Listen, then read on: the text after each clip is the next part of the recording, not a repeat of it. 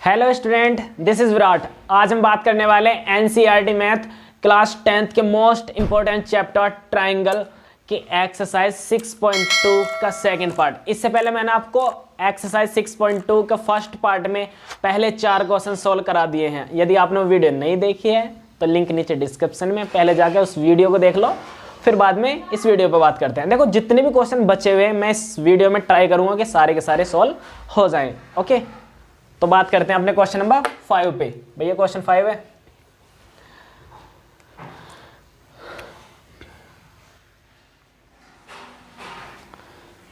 देखना। Question number 5 से start करते हैं। देखो, क्वेश्चन नंबर 5 में हमसे क्या बोला गया है। देखो, DE और OQ आपस में पैरेलल हैं इस डायग्राम में।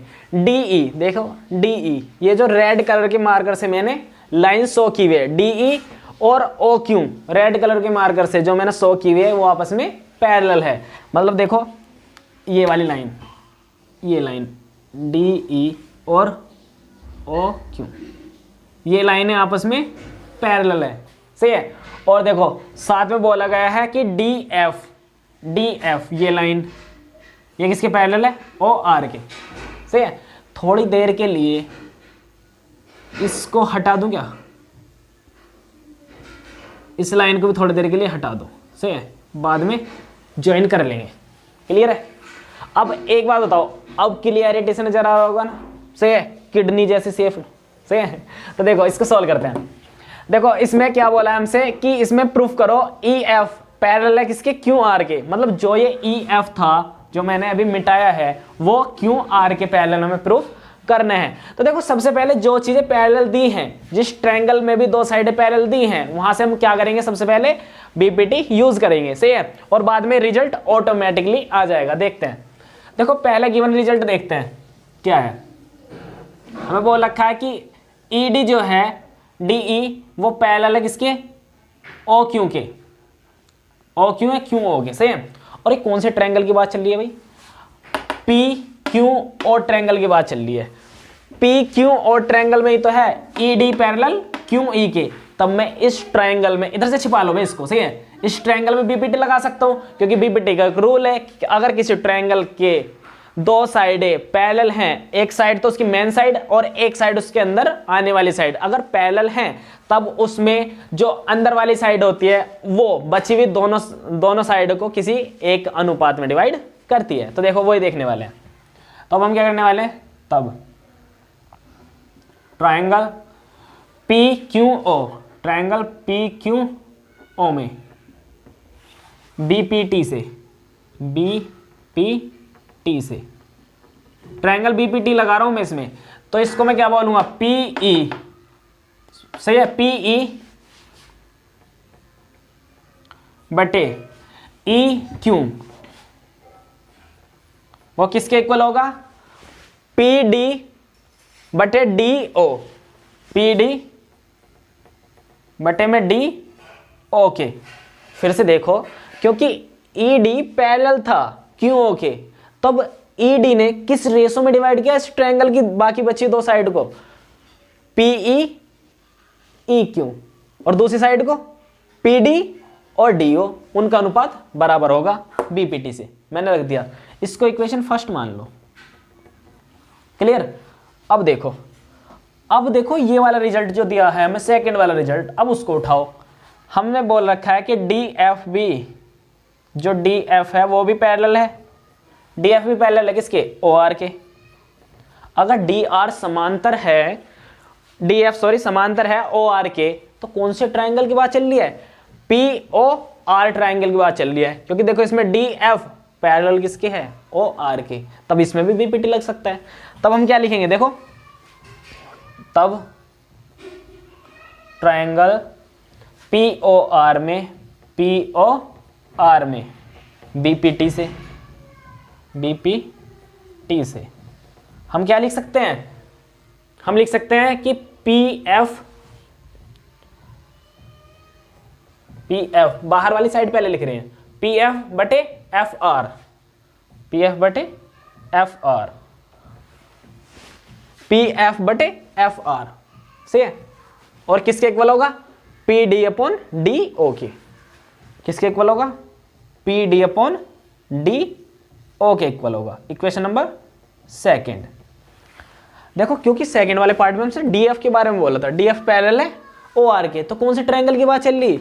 ट्रायंगल पी ओ आर की बात चल रही है, सही है। और अंदर वाली साइड ने पी ओ साइड को तो पी डी बटे डी ओ में डिवाइड किया और पी आर साइड को P F upon F are में डिवाइड किया, तो मैंने दोनों को इक्वल रख दिया। यही तुम्हारी बीपीटी होती है। अब जाकर के देखो इक्वेशन फर्स्ट और इक्वेशन सेकंड में कि equation first P E upon E Q किसके बराबर थी? P D upon D O के। और इक्वेशन सेकंड देखो अब पी एफ बटे एफ आर ये भी किसके इक्वल थी? पी डी बटे डी ओ के। तो अगर किसी इक्वेशन का राइट हैंड पार्ट इक्वल हो जाए तो left hand part automatically equal हो जाता है, सही है। तो हम क्या लिखेंगे? समीकरण एक व दो से, समीकरण 1 व 2 से क्या लिखने वाले हम? जिसका राइट हैंड पार्ट बराबर हो उसका लेफ्ट हैंड पार्ट भी बराबर रख दो। राइट हैंड पार्ट पहले से बराबर था, लेफ्ट हैंड पार्ट भी बराबर हो जाएगा। तो पी ई बटे ई क्यू वो किसके इक्वल हो जाएगा? पी एफ बटे एफ आर के, पी एफ बटे एफ आर के बराबर हो जाएगा। अब देखो पी ई बटे ई क्यू किसके इक्वल है? पी एफ बटे एफ आर के। और ये तो तब इक्वल रही होंगे ना, इस साइड को मिलाओ जो पहले से थी उस साइड को मिलाओ, सही है। और एक बात मुझे बताओ जा करके कि देखना स्टूडेंट, हमारे पास में ये रिजल्ट आ गया P E upon E Q बराबर P F upon F R. तो देखो ये रिवर्स बीपीटी आ रहा है। रिवर्स बीपीटी देखो हमें क्या बताता है कि यदि दो भुजाओं का अनुपात आपस में बराबर हो, से देखो P E upon E Q ये अनुपात P F upon F R ये अनुपात के बराबर है, तो इसमें ऑटोमेटिकली पहले से ही बीपीटी लगा हुआ है। और वो कब लगा होगा? जब ये दोनों ई एफ और क्यू आर आपस में पैरेलल रही हो, मतलब रिवर्स ऑफ बीपीटी, सही है। तो हम क्या लिखेंगे? तब ई एफ पैरेलल होगा क्यू आर के। देखो मैंने ये पहले भी बताया हुआ है तुम्हें कि रिवर्स बीपीटी क्या होता है, सही है। सुनो, अगर नहीं देखी हो वीडियो तो देख लो। इधर देखो, अगर हमारे पास में एक ट्रायंगल है और उस ट्रायंगल के अंदर एक साइड किसी एक साइड के पैरेलल जा रही है, जैसे देखो क्यू आर है, क्यू आर के पैरेलल एक साइड है ई एफ, तब ये निश्चित है कि ई पी ई बटे ई क्यू किसके बराबर होगा? P F upon F are के। ये है हमारी बीपीटी। और इसका उल्टा, अगर पहले से ही किसी भुजा ने आकर के त्रिभुज के अंदर बाकी बची हुई दो भुजाओं के साथ में अनुपात बराबर कर दिया, तब वो भुजा तीसरी भुजा के समांतर हो जाती है। ये रिवर्स ऑफ बीपीटी है। तो देखो एक भुजा ने आकर के ई एफ भुजा ने आकर के दो भुजा पी क्यू और क्यू आर का अनुपात बराबर कर दिया, पी ई बटे ई क्यू बराबर P F upon F are, तब ये भुजा बची हुई तीसरी भुजा के ऑटोमेटिकली समांतर हो जाती है, रिवर्स ऑफ बीपीटी। ये हमारा प्रूफ हो चुका है।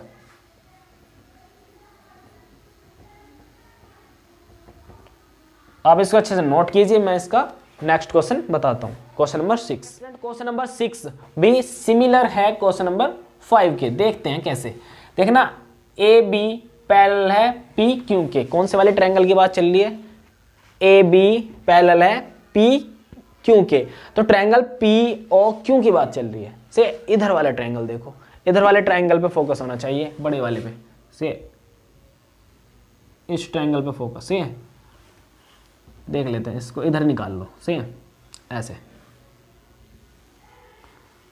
ये P, ये Q और ये ऐसे कुछ, सही है। ये A, ये B और ये O। मैं इस ट्रायंगल की बात कर रहा था, ट्रायंगल POQ की, POQ की। इसमें देखो दो साइडें पैरेलल हैं, PQ और AB। क्लियर? आप देखना, अगर हम ट्रायंगल POQ में बात करें, ट्रायंगल POQ में, तो ट्रायंगल POQ में पहले तो ये बताओ क्या क्या चीज पैरेलल है। कौन कौन सी साइड पैरेलल है? ए बी पैरेलल है इसमें, किसके पैरेलल है? ए बी पी क्यू के पैरेलल है। तो बीपीटी आराम से लग सकता है, क्योंकि अंदर वाली साइड बाहर वाली किसी एक साइड के पैरेलल है तो बीपीटी लग जाता है। तो हम इसमें बीपीटी देखो किस तरह से लगाएंगे, हम इसे इस तरह से लिखेंगे, इधर से स्टार्ट करते हैं, सही है, इधर से स्टार्ट करते हैं फिर उधर। तो हम कैसे लिखेंगे? क्यू बी बटे B O equal to P A बटे ए ओ, पी ए बटे ए ओ। देखो मैंने किस तरह से बीपीटी यूज किया है। देखो अंदर वाली साइड ने बाहर वाली बड़ी साइड ओ क्यू को किस रेशो में डिवाइड किया था? क्यू बी बटे बी ओ, सही है। और पी ओ साइड को किस रेशो में डिवाइड किया था? पी ए बटे ए ओ में, सही है। तो इसी तरह से मैंने यहां पे लिख दिया और इसको इक्वेशन फर्स्ट बोल रहा हूं मैं। क्लियर बात? अब इसी तरह से मैं इधर वाला ट्रायंगल लूंगा, सही है, उस ट्रायंगल को भी इधर बना लेते हैं कि वो ट्रायंगल कुछ इस तरह से है, सही है। देख लो भाई इधर, सही है, ऐसे ये P, ये O और ये R, यहाँ पे R और ये A और ये C, ये दोनों साइडें आपस में पैरेलल हैं। ये वाले ट्रायंगल की बात करूँ मैं, POR की। क्लियर है? इसमें भी देखो अंदर वाली साइड AC ने बड़ी वाली साइड OP को PA बटे AO में डिवाइड किया, सही है। और OC साइड को, सॉरी OR साइड को RC बटे CO में डिवाइड किया। यहां पे बीपीटी लग सकती है। तब हम देखो क्या कहेंगे, ट्रायंगल POR में, ट्रायंगल POR में क्या चीजें पैरेलल हैं, क्या साइड पैरेलल है? देखो AC साइड पैरेलल है किसके? PR साइड के। तब हम यहाँ पे बीपीटी लगा सकते हैं। तब बीपीटी से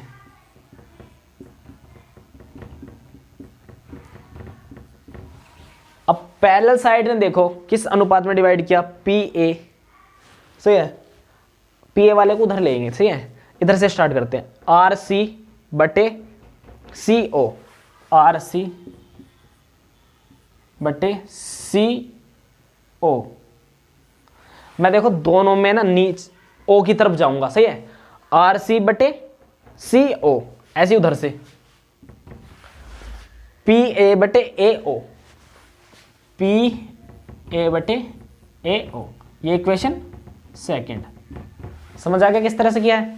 इधर ध्यान दे लो, पूरी OR साइड को किसने डिवाइड किया था? AC साइड ने। तो इस साइड को देखो देखो CR बटे OC, इस साइड को देखो PO साइड को PA बटे AO। मैंने ऊपर से नीचे की तरफ, मतलब O की तरफ को मूव किया है, इधर को सही है। तो ये इक्वेशन सेकंड। अब इक्वेशन फर्स्ट व इक्वेशन सेकंड से मैं देखो क्या कह सकता हूं, इक्वेशन फर्स्ट और इक्वेशन सेकंड में दोनों में जाकर के देखो राइट हैंड पार्ट इक्वल है, सही है। PA बटे AO दोनों में इक्वल है। तो हम क्या कहेंगे? समीकरण 1 व 2 से, समीकरण फर्स्ट व सेकंड से। और जिसका राइट हैंड पार्ट बराबर हो उसके लेफ्ट हैंड पार्ट को हम खुद बराबर लिख लेते हैं।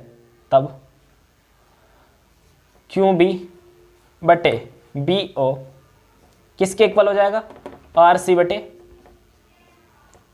CO के, सही है। और एक बात बताओ, QB बटे BO, देखो इधर QB बटे BO, सही है। RC बटे CO, RC बटे CO, इन दोनों लाइनों को पैरेलल करने के लिए जो एक बीपीटी की जरूरत थी वो यहाँ पे आ गई है। तो अब हम क्या कह सकते हैं? देखो इसको मैं मिटा रहा हूं, देख रहे हैं स्टूडेंट, ट्रायंगल OQR में देखो जो हमारे पास जो रिजल्ट आया है वो हमें रिजल्ट क्या बताना चाह रहा है कि QB बटे BO, सही है, वो किसके इक्वल है? RC बटे CO, RC बटे CO। और ऐसा तो तब हो सकता है ना जब ये दोनों लाइनें पैरेलल रही हो, और इसी को हम क्या कहते हैं? Reverse BPT. तब हम क्या कहेंगे? अतः BC पैरेलल है किसके? QR के, सही है। हमने कैसे बताया इसको?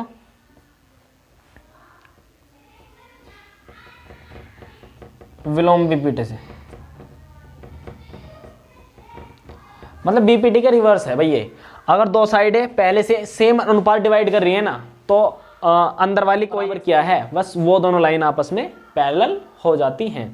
तो देखो ओ क्यू बी बटे बी ओ, क्यू बी बटे बी ओ किसके बराबर था, आर सी बटे सी ओ के। तब ये दोनों लाइन आपस में समांतर हो जाएंगी रिवर्स बीपीटी से। सही है। अगर ये होता तो ये होता कि नहीं होता, तो जब ये है तो ये भी होगा ही होगा। सही है, नोट करो। मैं इसका 7 क्वेश्चन कराता हूं। देखना स्टूडेंट, क्वेश्चन नंबर 7 को थोड़ा सा इंटरेस्टिंग बनाने की कोशिश करी गई है। सही है।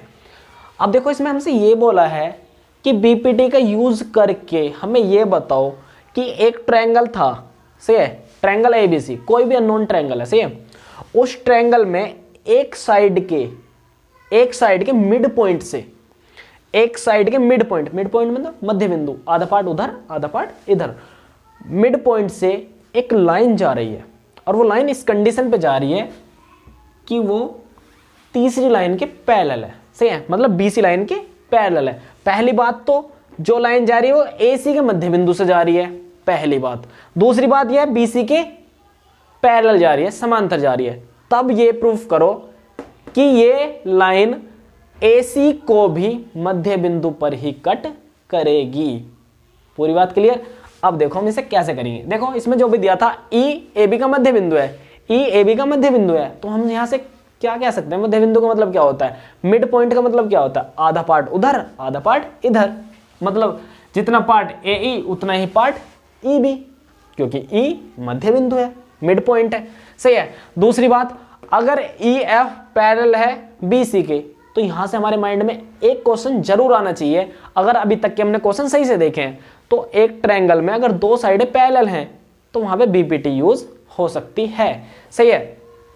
अब देखो प्रूफ क्या करना है, एफ एसी का मध्य बिंदु है, एफ जो है एसी का मध्य बिंदु है, मतलब हमें क्या प्रूफ करना है कि ए एफ बराबर एफ सी प्रूफ करना है। तो देखो क्योंकि गिवन है हमें कि ई एफ जो है वो पैरेलल है बी सी के, तब हम यहां से थोड़ा सा माइंड लगा करके ये निष्कर्ष निकाल सकते हैं कि इसमें बीपीटी लगेगा। सही है।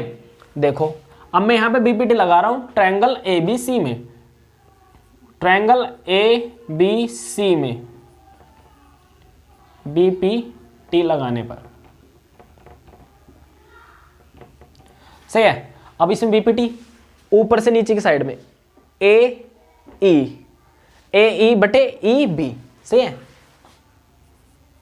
ए ई बटे ई बी किसके इक्वल होगा, A F upon F C के, ए एफ अपॉन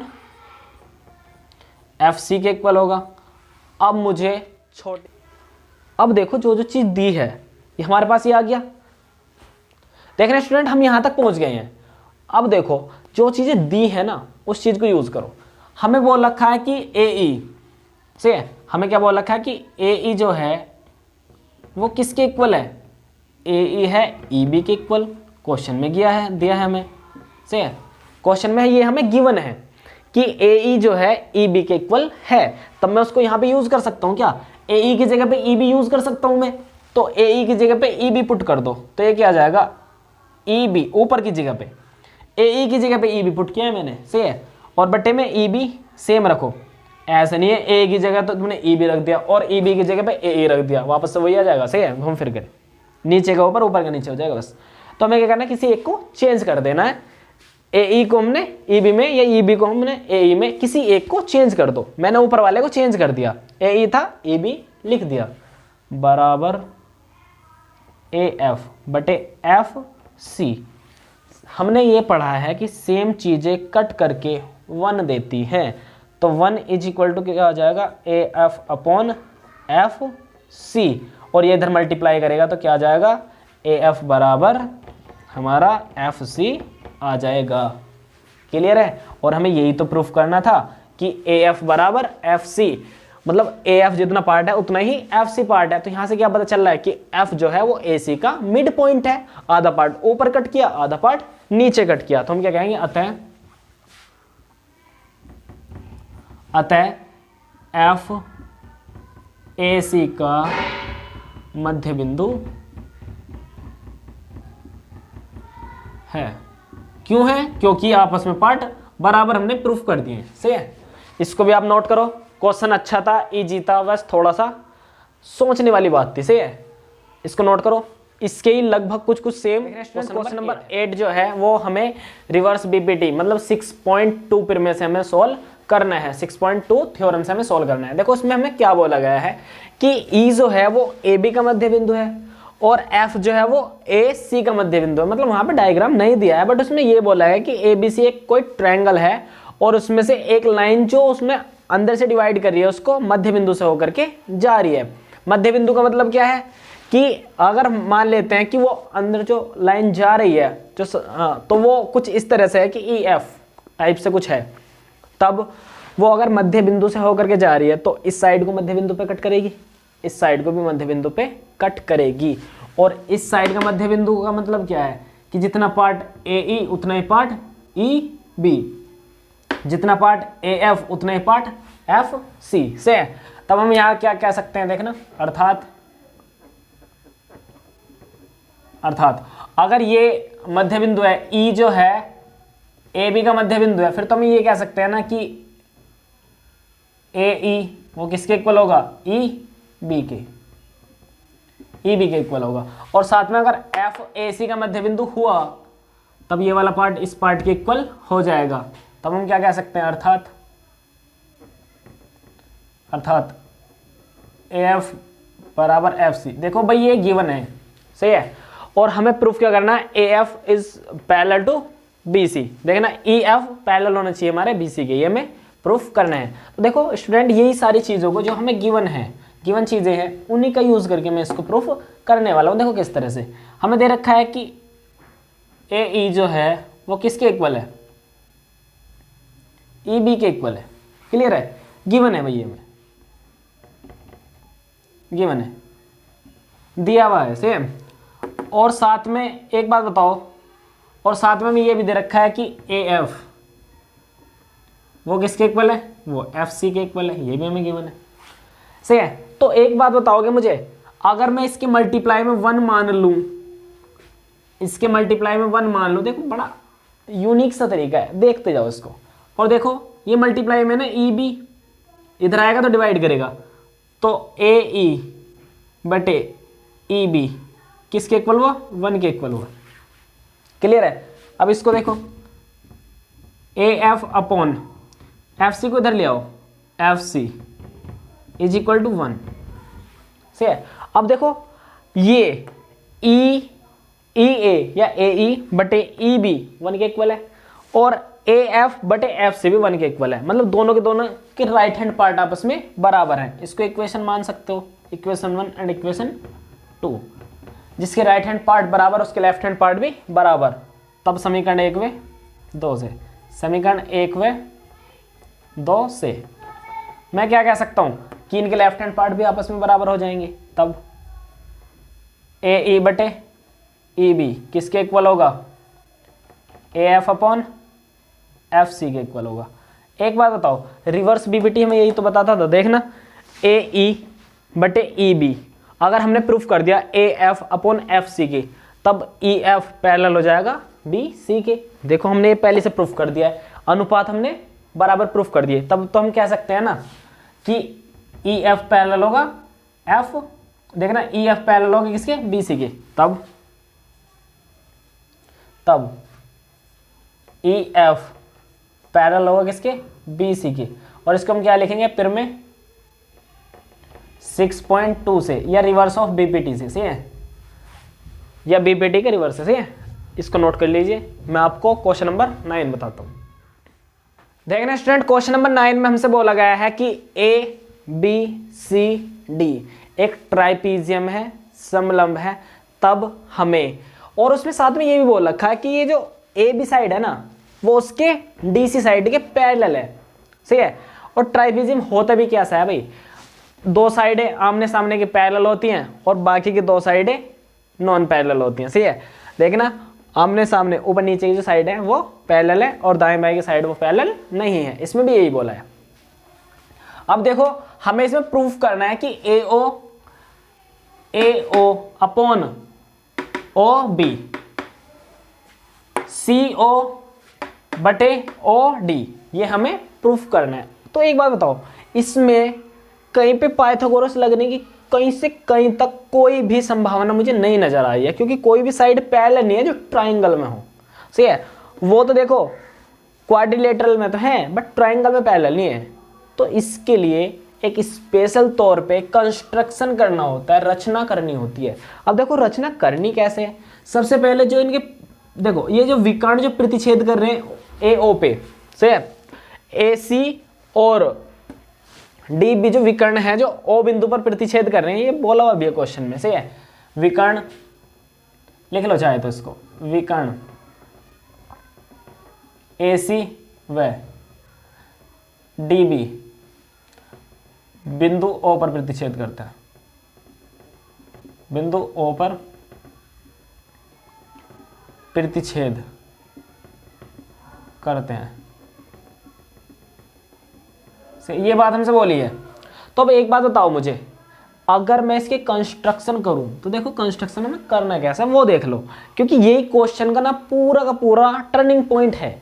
अब देखो क्या है, मुझे ए बी के पैरेलल और डी सी के पैरेलल, क्योंकि अगर मैंने ए बी के पैरेलल कोई लाइन खींची तो डी सी के ऑटोमेटिकली पैरेलल हो जाएगी, क्योंकि देखो ए बी लाइन पैरेलल पहले से डी सी लाइन के है, ये लाइन इसके लाइन के पैरेलल है। अगर मैंने यहाँ पे एक लाइन कंस्ट्रक्ट कर दी, रचना कर दी एक लाइन की जो हमारी ए बी के पैरेलल हो, तो वो ऑटोमेटिकली, मैंने उसको ई ओ लाइन बोला, वैसे ई ओ लाइन जो है, इसको डार्क कर लो चाहे तो, मैंने एक लाइन कंस्ट्रक्ट की ई ओ, और वो जो लाइन है ना वो ए बी के पैरेलल है, तो फिर तो होना ही होना है कि ई ओ लाइन डी सी के भी पैरेलल हो।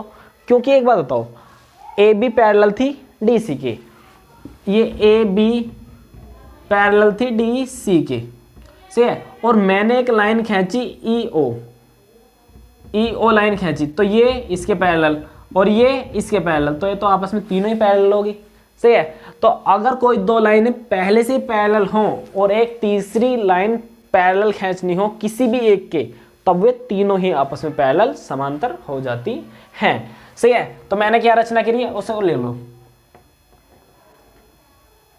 ए बी के समांतर, ए बी के समांतर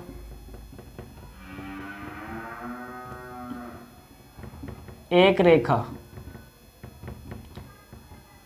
ई ओ खींची, ई ओ खींची,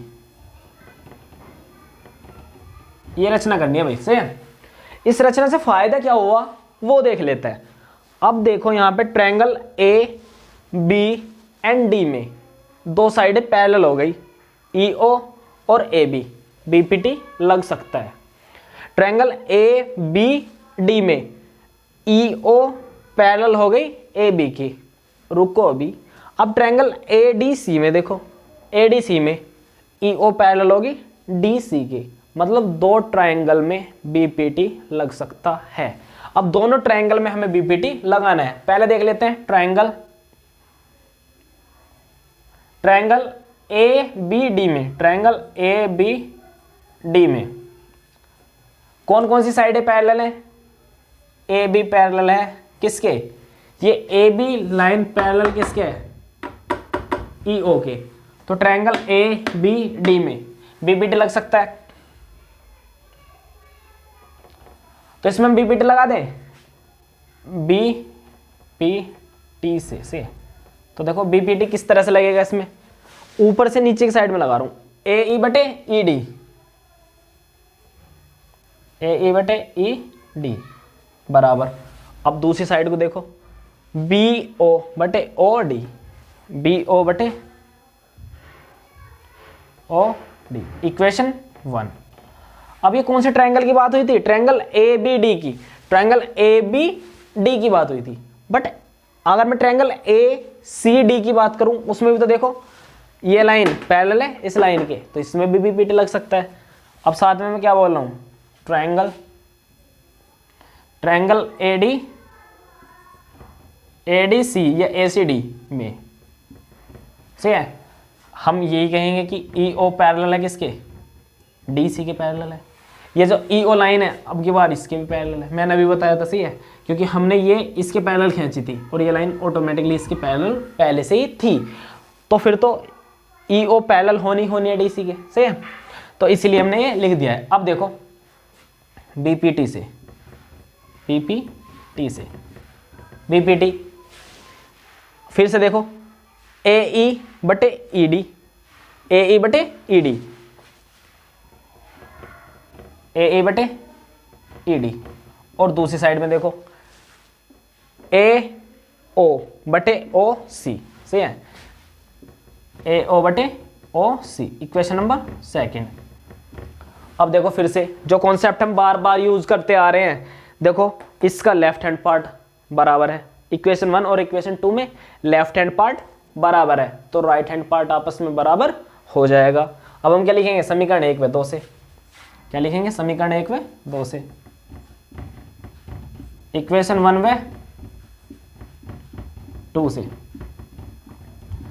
इसका अब की बार लेफ्ट हैंड पार्ट बराबर है, तो राइट हैंड पार्ट को बराबर रख लो, बी ओ बटे ओ डी, किसके इक्वल, ए ओ बटे ओ सी के। देखो ए ई बटे ई डी, इसमें भी ए ई बटे ई डी बराबर था ना, लेफ्ट हैंड पार्ट बराबर था, तो राइट हैंड पार्ट को हमने ऑटोमेटिक बराबर कर दिया, पहली इक्वेशन का पहले रख दिया, बाद की इक्वेशन का बाद में रख दिया। अब देखो इसके जैसा कुछ कुछ आ तो रहा है, बट पूरी तरह से अरेंज नहीं है, तो इसको अरेंज कैसे करें, इसकी मल्टीप्लाई पहले इधर कर लो, बी ओ इंटू ओ सी, और डिवाइड वाले के इधर मल्टीप्लाई कर दो, ए ओ इंटू ओ डी।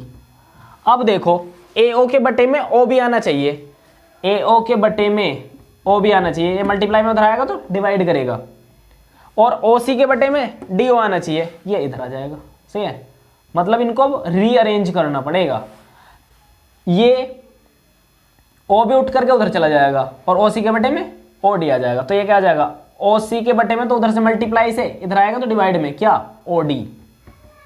अब देखो इधर क्या, ए ओ बचा था ना, और इधर ओ बी उधर शिफ्ट चला जाएगा, सही है, तो ए ओ बटे बी ओ हो गया ना हमारा पूरी तरह से प्रूफ। तो इस तरह से हमारा ये प्रूफ हो चुका है, हैंस प्रूव्ड। भाई इसको आप एक बार ध्यान से देखना, बड़े प्यार से। मैंने क्या किया था, यहाँ तक जब इक्वेशन 1 और 2 से आ गए थे तो पहले हमने इसको डिवाइड कर लिया था, ठीक है, ये डिवाइड वाले पार्ट को मल्टीप्लाई में उधर ले गया, इस डिवाइड वाले पार्ट को मल्टीप्लाई में इधर ले गया, और फिर यहाँ देखा हमने क्या प्रूफ करना है, ए ओ के बटे में बी ओ चाहिए, ए ओ के बटे में बी ओ चाहिए, तो इधर मल्टीप्लाई में उधर आएगा तो डिवाइड उधर ले गया मैं, फिर मुझे ओ सी के बटे में ओ डी चाहिए, इधर ले आया डिवाइड, सही है। पूरी तरह से क्वेश्चन को अच्छे से देख लीजिए एक बार वीडियो को रिवर्स करके, सही है। अब हम नेक्स्ट क्वेश्चन और लास्ट क्वेश्चन पे बात करते हैं, जो हमारा 10 है, बिल्कुल इसी का रिवर्स क्वेश्चन है, डरने की कोई जरूरत नहीं है, इसको अच्छे से एक बार सीख लो, वो भी क्वेश्चन अच्छे से हो जाएगा। क्वेश्चन नंबर 10 बहुत ज्यादा सिमिलर है क्वेश्चन नंबर 9 की तरह।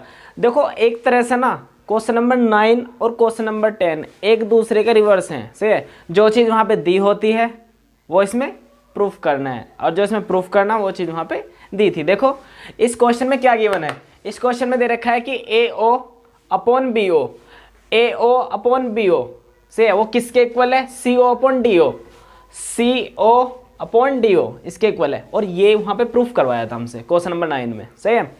और देखो ये तो दे रखा था पहले भी, तथा विकर्ण ए सी व डी सी बिंदु ओ पर प्रतिच्छेद करते हैं। दोनों जो विकर्ण है ना इसके बिंदु ओ पर प्रतिच्छेद करते हैं।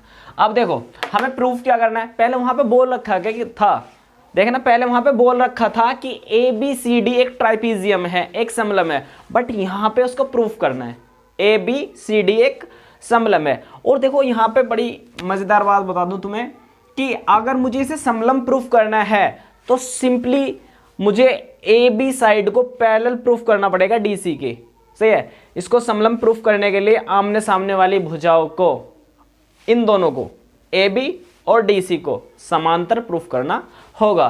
तो मैं यहां पर क्या कह सकता हूं, अर्थात A B is parallel to D C, सही है, ये प्रूफ करना पड़ेगा। और देखो जो कंस्ट्रक्शन वहां पे यूज हो रहा था ना, वही कंस्ट्रक्शन यहाँ पे भी यूज होगा। कंस्ट्रक्शन क्या यूज किया था हमने वहां पे, ए बी के समांतर, ए बी के पैरेलल एक लाइन ई ओ हमने कंस्ट्रक्ट की है, मतलब रचना उसकी की है। बट याद रहे कि ये सिर्फ इसके समांतर है, अभी इसके समांतर नहीं है। क्यों नहीं है? क्योंकि अभी ये दोनों आपस में समांतर नहीं है, ये करने हैं हमें, सही है। तो अभी सिर्फ हमने ये कंस्ट्रक्ट किया है कि ए बी के समांतर लाइन है ई ओ, क्लियर। और हम ट्राई करेंगे कि ई ओ समांतर आ जाए डी सी के भी, सही है, तब ये दोनों आपस में पैरेलल हो जाएंगे और तब हमारे ए बी सी डी समलम प्रूफ हो जाएगा। तो देखो करते हैं। तो देखो सबसे पहली बात हमने ये लिख लिया है। अब यहां से देखो ये वाली चीज यूज करते हैं जो गिवन है, ए ओ अपॉन बी ओ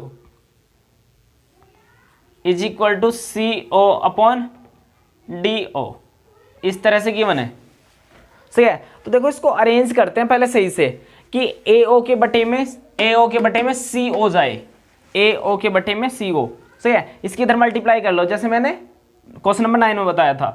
तो इसको क्या कर लेंगे, A O into D O is equal to B O into C O, सही है।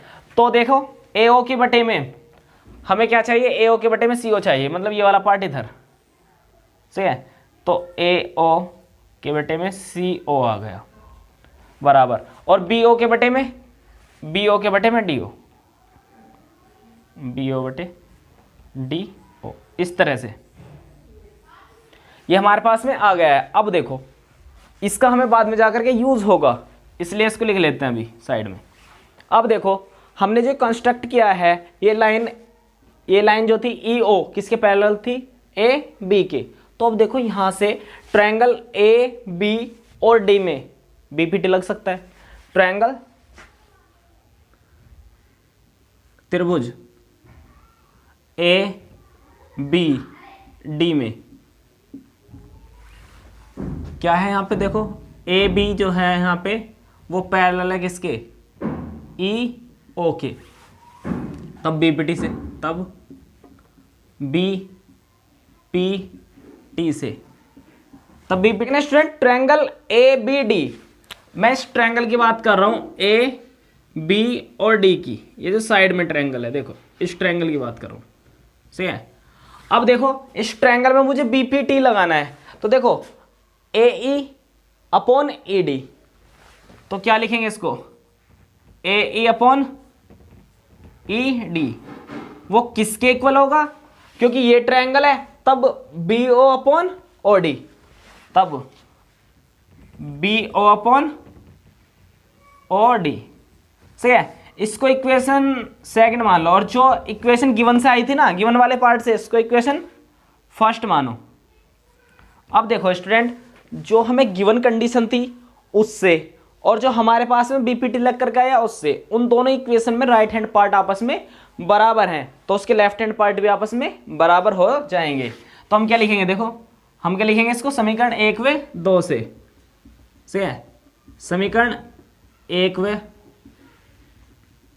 2 से, इक्वेशन 1 और 2 से। तो देखो तुम देखो इक्वेशन फर्स्ट और सेकंड में राइट हैंड पार्ट बराबर है, तो लेफ्ट हैंड को भी बराबर रख दो। तो लेफ्ट हैंड क्या था, ए ओ अपॉन सी ओ, वो किसके इक्वल हो जाएगा, A E upon E D, E D. अब इसको चेक करो कि ये अनुपात क्या बताना चाह रहा है, A O upon O C, clear है। देखो ए ओ ये रहा, ओ सी ये रहा, सही है, और ए ई ये रहा पार्ट, और ई डी ये रहा पार्ट, सही है, ई डी ये रहा पार्ट। मतलब ये जो है ये ट्रायंगल, ये जो अनुपात आ रहा है ये ट्रायंगल ए डी सी का अनुपात आ रहा है, ट्रायंगल ए डी सी का, इस ट्रायंगल का अनुपात आ रहा है। और इस ट्रायंगल का अनुपात आ रहा है तो फिर तो इस ट्रायंगल की दो साइडें पैरेलल रही होंगी, सही है। अगर ट्रायंगल ए डी सी का अनुपात दे रहा है ये इक्वेशन 1 और 2 कि ए ओ अपॉन ओ सी और ए ई अपॉन ए डी, तो कौन से वाले ट्रायंगल की बात चल रही है, ए डी सी की बात चल रही है। तब जिस ट्रायंगल की अनुपात की बात चल रही है उसी ट्रायंगल की साइडें पैरेलल हो जाएंगी। ए ई मतलब ई ओ, तब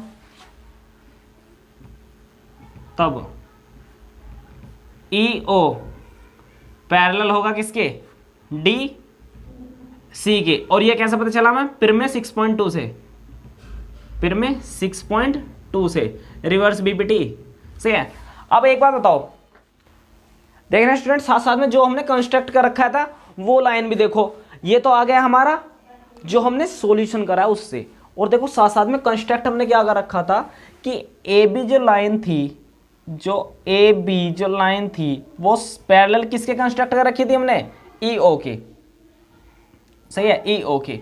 अब एक बात बताओ, ई ओ जो है, ई ओ जो लाइन है इसके पैरेलल हमने मान रखी थी, सही है, इसके पैरेलल हम इसको कंस्ट्रक्ट करके चल रहे हैं, रचना करके चल रहे हैं, और हमने अभी प्रूफ कर दिया कि ये जो लाइन है ये इस लाइन के पैरेलल है, मतलब ये लाइन अब इसके भी पैरेलल होगी, ये लाइन अब इसके भी पैरेलल होगी। तब मैं क्या कह सकता हूं कि ये दोनों लाइन भी आपस में पैरेलल हैं।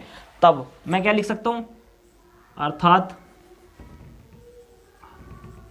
हेंस, अर्थात ए बी पैरेलल है डी सी के, हो गई। क्योंकि देखो ये जो हमने कंस्ट्रक्ट कर रखा था ई ओ, ये हमने ए बी के पैरेलल कंस्ट्रक्ट कर रखा था, ए बी के समांतर इसको रचना कर रखा था, और हमने बीपीटी लगा करके और उसके गिवन रिजल्ट की मदद से हमने क्या करा, ई ओ को समांतर प्रूफ कर दिया डी सी के। अब ये line E O A B के भी समांतर और ई ओ डी सी के भी समांतर, मतलब तीन तीन लाइनें समांतर हैं, तो वे आपस में तीनों ही समांतर होंगी। तब क्या कहेंगे हम, ए बी समांतर है डी सी के, और हमें यही तो प्रूफ करना था। आमने सामने वाली भुजा जैसे ही समांतर हुई तब ए बी सी डी एक समलंब होगा। तो अब हम क्या कह सकते हैं कि ए बी सी डी एक समलंब है। यदि आपको पूरी वीडियो अच्छे से समझ आई है, सारे क्वेश्चन अच्छे से समझ में आए हैं, तो आप अपने फ्रेंड्स को शेयर कर सकते हैं। यदि आप चैनल पर नए हैं तो चैनल को सब्सक्राइब कर सकते हैं। सही है, धन्यवाद।